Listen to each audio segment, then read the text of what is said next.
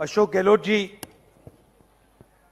जगदीश ठाकुर जी, भरत सिंह सोलंकी जी, पीरजादा जी, शिवाजी राव मोगे जी, अनंत पटेल जी,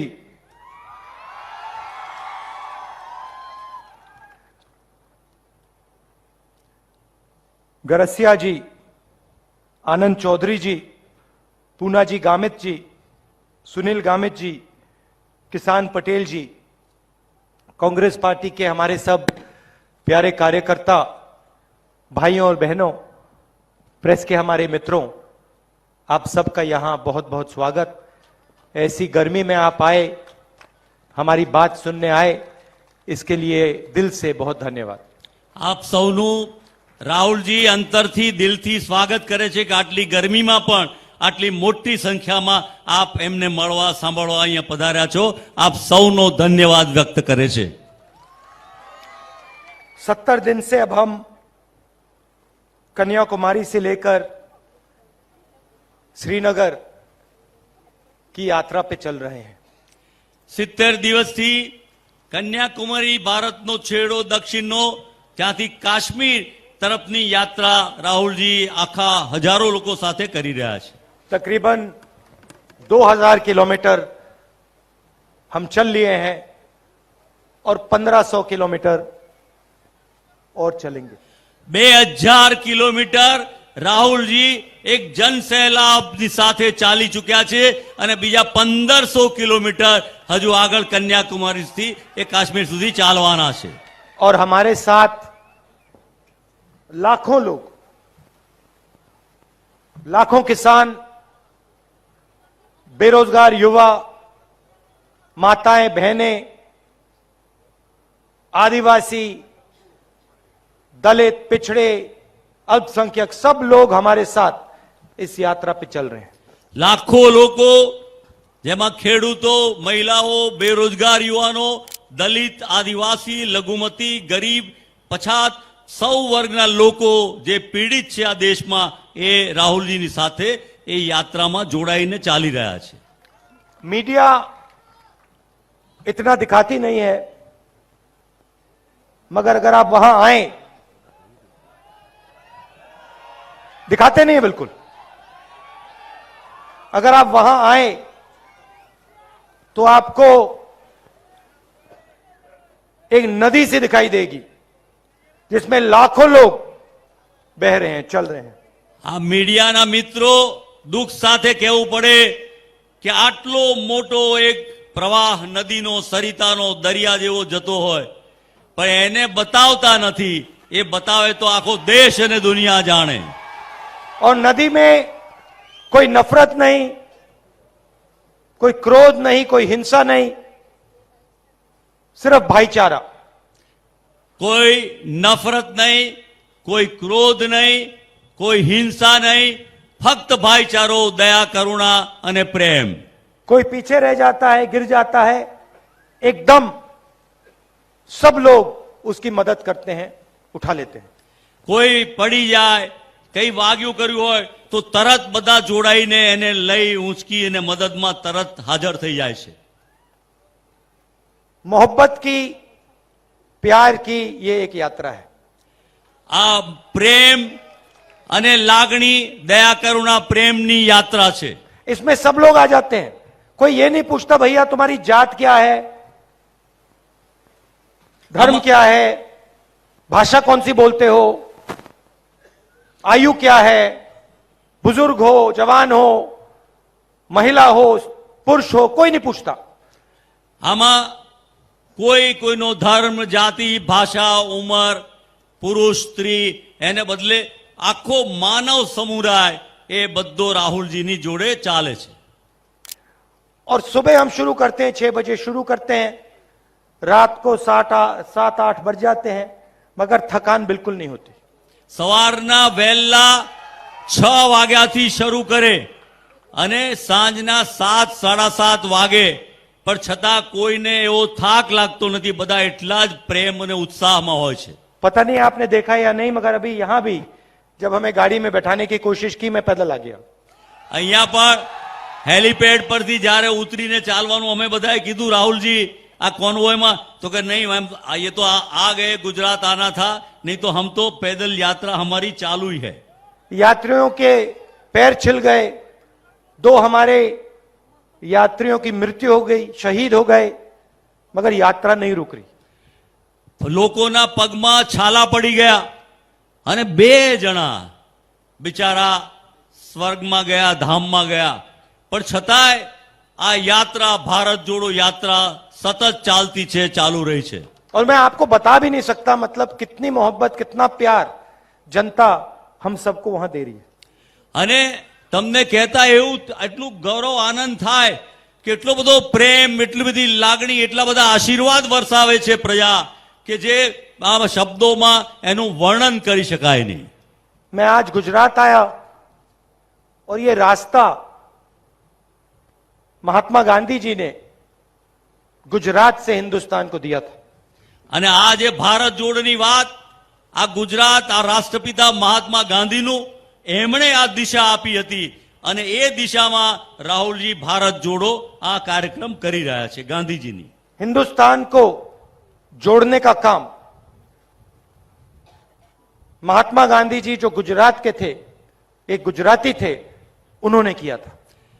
આજે હિન્દુસ્તાનના ભારત જોડોનું કામ એક ગુજરાતી હતા રાષ્ટ્રપિતા મહાત્મા ગાંધી અને એમણે બતાવ્યું હતું અને એના દ્વારા ભારત જોડોનું કામ શરૂ થયું હતું। इस यात्रा में भी आपकी सोच है, अरे आपके आप- संस्कार है, आपका इतिहास है, आपकी हिस्ट्री है।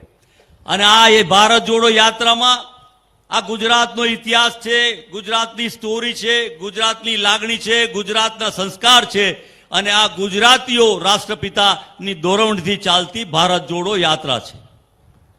यात्रा में खुशी हो रही है मगर दुख भी है। યાત્રામાં આનંદ થાય છે કે આટલા લાખો લોકો જોડાઈ રહ્યા છે, ધર્મ, જાતિ, ભાષા બધું છોડીને, પણ જોડે જોડે થોડું દુઃખ પણ થાય છે। आप पूछोगे दुख किस बात का? તમને એમ થાય કે દુઃખ કયા કારણે થાય છે? भारत जुड़ रहा है, कोई भारत- नफरत नहीं है, हिंसा नहीं है, भाईचारा है, तो दुख किस बात का? ભારત યાત્રામાં દુઃખ નથી, હિંસા નથી, નફરત નથી, તો પછી દુઃખ કઈ વાતનું એ આ રાહુલજી કહે છે તમને।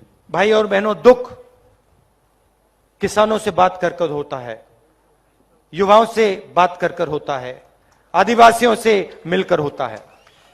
આ દુઃખ એટલા માટે થાય છે કે આદિવાસીઓને મળીને, ખેડૂતોને મળીને, લોકોને મળીને, પીડિતોને મળીને એ દુઃખ થાય છે એમની વાતો સાંભળીને। किसानों को सही दाम नहीं मिलता, કે ખેડૂતોને એના વ્યાજબી ભાવ નથી મળતા, बीमा का पैसा नहीं मिलता, વીમાના પૈસા નથી મળતા, कर्जा नहीं माफ होता, એમનું દેવું માફ કરવામાં નથી આવતું, युवा बेरोजगार हैं, યુવાનો બેરોજગાર છે उनके सपने टूटते जा रहे हैं। અને એમના સપનાઓ ચૂર ચૂર થઈ જાય છે। कोई इंजीनियर बनना चाहता है, पढ़ाई की, माता पिता ने पैसे डाले, आज मजदूरी कर रहा है। કોઈ માણસ માતા પિતા પેટે પાટા બાંધીને ભણાવ્યા હોય અને છતાં એ એન્જિનિયરને બદલે મજૂરીનું કામ કરે છે એવા યુવાનો મળેલા છે। कल शाम को एक युवा हमारी यात्रा में आया, उसका नाम राम था। ગઈકાલે યાત્રામાં એક યુવાન મળ્યો જેનું નામ રામ હતું। मेरे से गले मिला और रोने लगा। ગળે વળગીને બિચારો ધ્રુસકે રડી પડ્યો। मैंने उससे पूछा, क्यों रो रहे हो, क्या हो गया? મેં પૂછ્યું કે ભાઈ તને શું થયું, તું કેમ રડે છે? कहता है, कोरोना में मेरा पूरा परिवार मर गया। કોરોનામાં મારું આખું કુટુંબ ચાલ્યું ગયું, એ મૃત્યુ પામ્યું। राहुल, मैं अकेला हूं, मेरा कोई इस दुनिया में नहीं है। રાહુલજી હવે હું એકલો રહી ગયો, હવે દુનિયામાં મારું કોઈ નથી, હું એકલો જ રહી ગયો છું। अस्पताल में मैंने डॉक्टरों के सामने हाथ जोड़े, रोकर हाथ जोड़े, मेरे माता पिता को उन्होंने नहीं बचाया। ડોક્ટરોને હાથ જોડ્યા, રડતા રડતા ખૂબ કહ્યું અને એમ કહ્યું કે મારા માતા પિતાને બચાવો, પણ મારા માતા પિતાને બચાયા નહીં। मेरे हाथों में मेरी मां ने अपना दम तोड़ा। મારા હાથમાં મારા માતા મને યાદ આવે છે, મને દર્દ થઈ રહ્યું છે, દુઃખ થઈ રહ્યું છે. राहुल, मैं बेरोजगार हूं, હું બેરોજગાર છું, मुझे कोई रास्ता नहीं दिख रहा है. મને કોઈ રસ્તો નથી દેખાતો, હવે શું કરું? ये युवा अकेला नहीं है भाइयों और बहनों, ऐसे लाखों युवा हिंदुस्तान में हैं. અને આ એકલો નહીં, એવા લાખો યુવાનો આજે હિન્દુસ્તાનમાં છે. आदिवासियों से बात करो तो कहते हैं हमारी जमीन छीनी जा रही है. આદિવાસીઓએ વાત કરી તો આદિવાસીઓ કહે છે કે અમારી જમીન લઈ લેવામાં આવે છે, અમારી પાસેથી છીનવી લેવામાં આવે છે. बिना हमसे पूछे हमें हटा दिया जाता है और किसी इंडस्ट्रियलिस्ट को, किसी अरबपति को हमारी जमीन दे दी जाती है. અમને પૂછ્યા કર્યા વગર, કયા વગર અમારી જમીન લઈ અને ઉદ્યોગપતિઓને આપી દેવામાં આવે છે, એનો કબજો આપી દેવામાં આવે कोई છે. मुआवजा, कोई कॉम्पेंसेशन नहीं मिलता, हमें परे कर दिया जाता है અમને और हमारी जमीन, हमारी मां उद्योगपतियों के हवाले कर दी जाती है. અમારો કબજો લઈ અમને કોઈ મુઆવજો, કોઈ કોમ્પન્સેશન કશું જ આપવામાં આવતું નથી, અને એ જમીન લઈ અને પેલા ઉદ્યોગપતિઓમાં અને આપી દેવામાં આવે છે, અમને બેદખલ કરી દેવામાં આવે છે. और यहां भी वही काम हो रहा है. અને અહીંયા પણ એ જ પ્રકારની વૃત્તિ આ સરકારની ભારતીય इसीलिए आपने अनंत के लिए ऐसी ताली बजाई, એટલા માટે જ આપે આનંદભાઈ માટે આટલી બધી તાળીઓ વગાડી, क्योंकि ये आपकी जमीन के हक के लिए लड़ रहा है. અને એટલા માટે કે આપના અધિકાર માટે, જમીન માટે આ આગેવાન લડી રહ્યા છે, आपके भविष्य के लिए लड़ रहा है. આપના ભવિષ્ય માટે લડી રહ્યા છે. इसने कहा कि हम लड़ेंगे, એમણે કહ્યું કે આપણે લડીશું, इसको कहना चाहिए हम जीतेंगे. અને આપણે જવાબ આપવો જોઈએ કે હમ જીતેંગે, આપણે જીતીશું, આપણે લડીશું, આપણે જીતીશું. आदिवासियों के साथ मेरे परिवार का बहुत गहरा रिश्ता है. આદિવાસી સમાજ સાથે બહુ પુરાનો પારિવારિક, દાદા, પિતા, માતા બધાનો બહુ જૂનો લાગણીનો સંબંધ છે. मैं आपको एक कहानी बताना चाहता हूं. આપને એક સરસ વાત યાદ કરાવીને આપને કહેવા માંગુ છું. मैं छोटा सा लड़का था, 6-7 साल का. दादी ने मुझे, इंदिरा जी ने मुझे एक किताब दी. હું નાનકડો હતો, 6-7 વર્ષનો. મારા દાદી ઇન્દિરામાં એમણે મને એક ચોપડી આપી એમ, मुझे सबसे अच्छी लगती थी. અને મને સૌથી વધારે ગમતી હતી એ ચોપડી, એ વાર્તા. उसमें फोटो की किताब थी. हिंदी में ओके, आप हिंदी में बोलेंगे चलेगा, चलेगा? आपकी हिंदी समझते हो. ठीक है, तो नहीं करना चाहते? ठीक है. तो उन्होंने मुझे एक किताब दी, इतनी बड़ी थी, फोटो की किताब थी. 6 साल का बच्चा था, मुझे आदिवासियों के बारे में इतना मालूम नहीं था. किताब का नाम था तेंदु, एक आदिवासी बच्चा, और उसमें किताब एक आदिवासी बच्चे के बारे में थी, और सारे के सारे चित्र, सारे के सारे फोटो जंगल के बारे में, उस बच्चे के बारे में, उसके जीने के तरीके के बारे में थे. और मैं दादी के साथ ये किताब पढ़ता था. दादी मुझे समझाती थी, फोटो दिखाती थी. एक दिन मैंने दादी से पूछा, दादी ये जो किताब है ये मुझे सबसे अच्छी लगती है, आपको इस किताब के बारे में क्या लगता है? तो दादी कहती हैं कि राहुल, ये जो किताब है ये हमारे आदिवासियों के बारे में किताब है. ये हिंदुस्तान के पहले और असली मालिक हैं.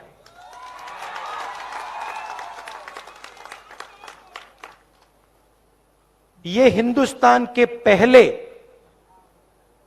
और असली मालिक हैं. और फिर उन्होंने कहा कि अगर तुम्हें हिंदुस्तान समझना है तो आप आदिवासियों को, उनके जीवन को और जो उनका रिश्ता जल, जंगल और जमीन के साथ होता है उसको समझ लो। और उन्होंने आदिवासी शब्द प्रयोग किया। आदिवासी मतलब जो सबसे पहले यहां पे रहते थे। ये मैंने आपसे बहुत गहरी बात बोली है। मैं आपसे कह रहा हूं कि इस देश के पहले मालिक आप हो। मतलब आपसे यह देश लिया गया है। अब एक दूसरी विचारधारा है। बीजेपी के लोग आपको आदिवासी नहीं कहते। क्या कहते हैं आपको? वनवासी। वनवासी। वो आपको यह नहीं कहते कि आप हिंदुस्तान के पहले मालिक हो, वो आपको कहते हैं आप जंगल में रहते हो। फर्क समझ में आया? मतलब वो ये नहीं चाहते कि आप शहरों में रहो, कि आपके बच्चे इंजीनियर बने, डॉक्टर बने, हवाई जहाज उड़ाना सीखें, अंग्रेजी बोलें। वो ये नहीं चाहते। वो चाहते हैं कि आप जंगल में रहो। मगर वहां नहीं रुकते। उसके बाद वो आपसे जंगल छीनने का काम शुरू कर देते हैं। सही बात? तो आज से अगर इनका काम चलता गया, 5-10 साल बाद सारा का सारा जंगल इनके 2-3 उद्योगपतियों मित्रों के हाथ में होगा और आपको रहने की कोई जगह नहीं होगी, आपकी शिक्षा नहीं होगी, आपको स्वास्थ्य नहीं मिलेगा, आपको रोजगार नहीं मिलेगा। आदिवासी शब्द का मतलब यह देश आपका था और इस देश में आपको हक मिलने चाहिए, आपको रोजगार मिलना चाहिए, आपको स्वास्थ्य और शिक्षा, आपके बच्चों को स्वास्थ्य और शिक्षा मिलनी चाहिए। वनवासी का मतलब जो भी आपका है वो 2-3 उद्योगपतियों के हवाले कर दिया जाए, आपको कोई हक ना मिले, आपको शिक्षा स्वास्थ्य ना मिले, आपके बच्चों को रोजगार ना मिले। ये 2 अलग अलग दृष्टिकोण है। इन शब्दों का यह मतलब है।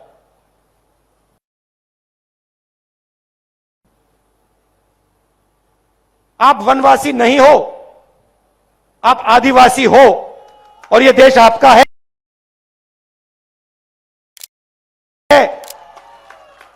था और रहेगा। और इस देश में आपकी जमीन की रक्षा होगी, आपको शिक्षा मिलेगी, स्वास्थ्य मिलेगा और आपके बच्चों को, युवाओं को रोजगार मिलेगा। हम पैसा कानून लाए, पूरे देश में जमीन अधिकार बिल लाए, फॉरेस्ट राइट एक्ट लाए, आपकी रक्षा करने के लिए। जो आपका जल है, आपकी जमीन है, आपका जंगल है, वो आपको वापस देने के लिए क्रांतिकारी कानून थे। मगर बीजेपी की सरकार ने इन कानूनों को लागू नहीं किया, कहीं भी नहीं किया। जहां भी इनकी सरकार है, इन कानूनों को ये कमजोर करते हैं, लागू नहीं करते हैं। यह फर्क है हम में और उनमें। हमने आपको मनरेगा दिया, रोजगार दिया, स्कॉलरशिप्स दी बच्चों को, जमीन का अधिकार दिया, ये आपको नहीं देते, ये सिर्फ आपकी जमीन आपसे छीनते हैं। आपके सामने निर्णय है, एक तरफ कांग्रेस है आदिवासी, दूसरी तरफ बीजेपी है वनवासी। एक तरफ आपकी जमीन, आपके हक, शिक्षा, स्वास्थ्य, रोजगार, दूसरी तरफ दुख और आपके सारे के सारे सपने अधूरे।